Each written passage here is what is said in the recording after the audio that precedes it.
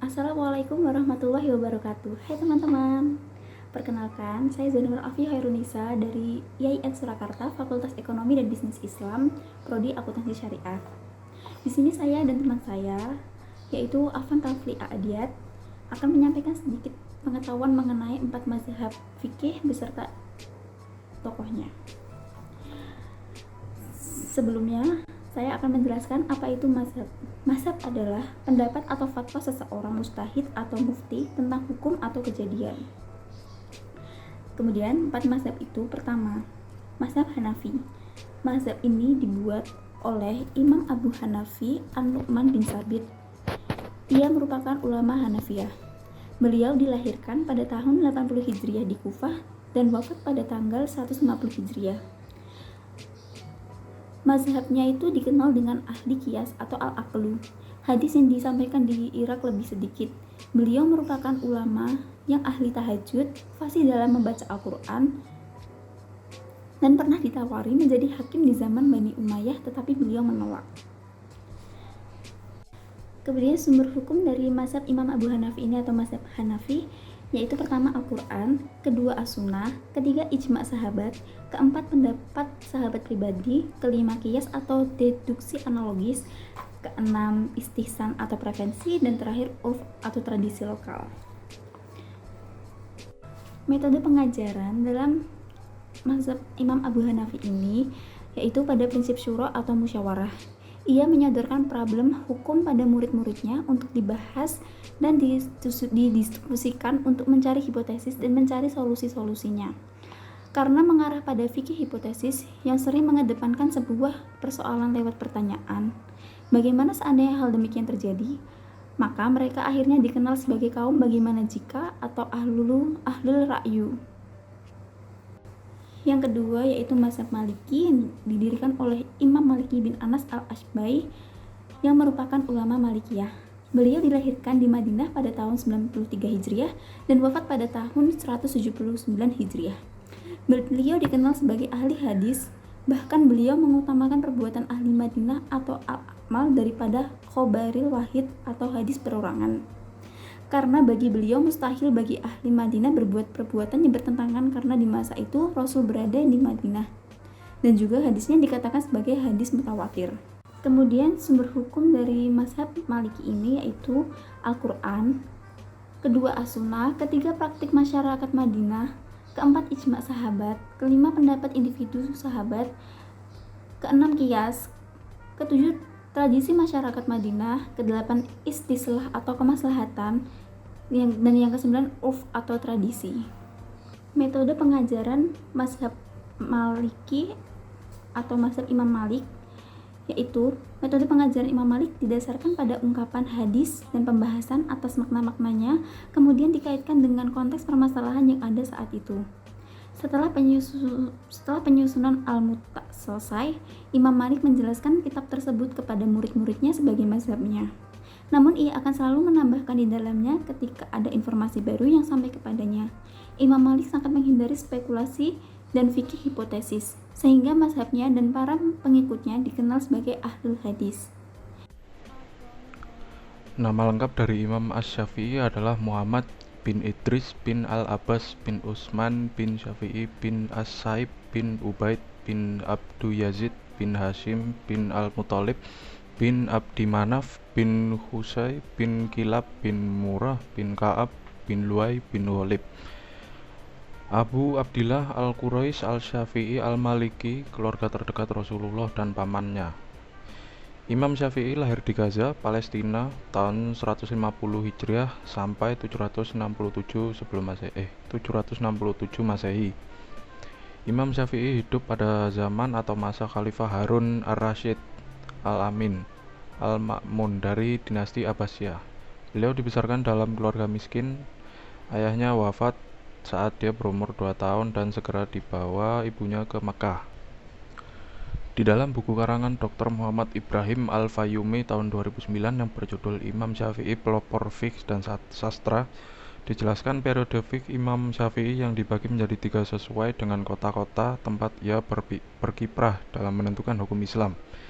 Periode pertama, Mekkah adalah periode pertama Imam Syafi'i berkiprah dalam bidang fiqh. Setelah meninggalkan kota Baghdad, dia tinggal di Mekkah selama 9 tahun. Di kota Mekkah ini, dia telah mencurahkan waktunya untuk terjun di dunia ilmu pengetahuan.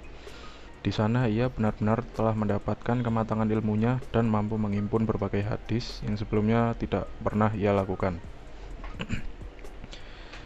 Yang kedua atau periode kedua yaitu Imam Syafi'i.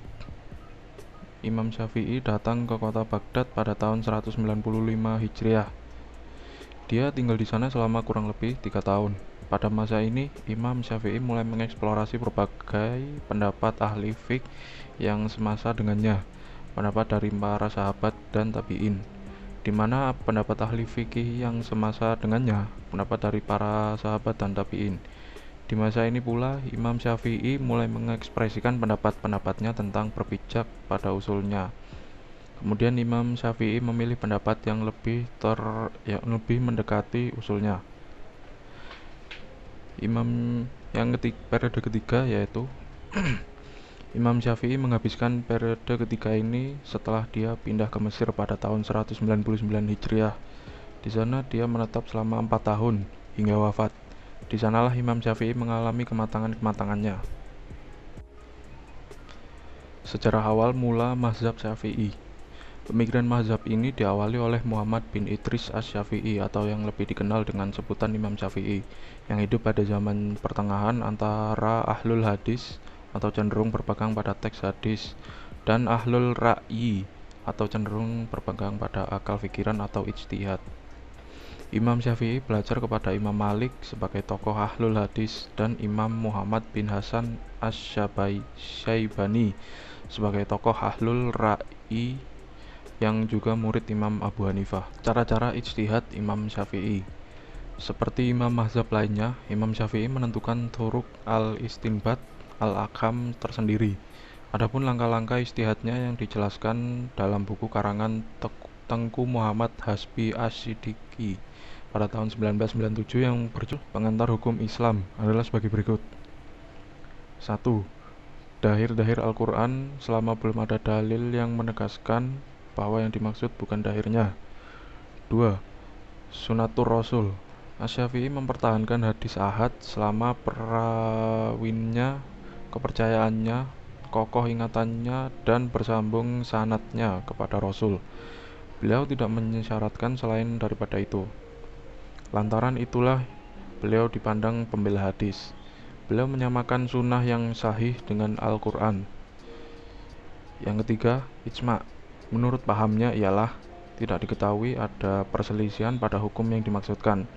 Beliau berpendapat bahwa meyakini telah terjadi persesuaian paham segala ulama tidak mungkin. 4. Beliau menolak dasar ijtihad dan dasar-dasar istilah. Metodologi ijtihad Imam Syafi'i tidak ada yang menggunakan logika kecuali terbatas pada qiyas saja. Dan yang terakhir atau kelima yaitu istidlal. Asy-Syafi'i dapat memahamkan dengan baik fiqh ulam Hijaz dan fiqh ulama Irak, dan beliau terkenal dalam medan munadharah sebagai seorang yang sukar dipatahkan hujahnya. Yang terakhir ada Imam Hambali atau yang memiliki nama asli Ahmad bin Hanbal. Beliau lahir pada 20 Rabiul Awal 164 Hijriah atau 27 November 780 Masehi dan wafat pada 12 Rabiul Awal 240 Hijriah atau 4 Agustus 855 Masehi. Beliau adalah seorang ahli hadis dan teologi Islam. Beliau lahir di Marv, saat ini bernama Meri di Turkmenistan, utara Afghanistan, dan utara Iran di kota Baghdad, Irak. Ilmu yang pertama kali dikuasai adalah Al-Quran, sehingga ia hafal pada usia 15 tahun. Beliau juga mahir baca tulis dengan sempurna hingga dikenal sebagai orang yang terindah tulisannya. Lalu, beliau mulai konsentrasi belajar ilmu hadis di awal umur 15 tahun. Itu pula, ia telah mempelajari hadis sejak kecil dan untuk mempelajari hadis ini ia pernah pindah atau merantau ke Syam atau Syria, Hijaz, dan Yaman. lalu ada negara-negara lainnya, sehingga ia akhirnya menjadi tokoh utama yang bertakwa, saleh dan zuhud. Mazhab Hambali atau Al-Hanabilah atau dalam bahasa Arab Al-Hanabilah adalah mazhab fikih.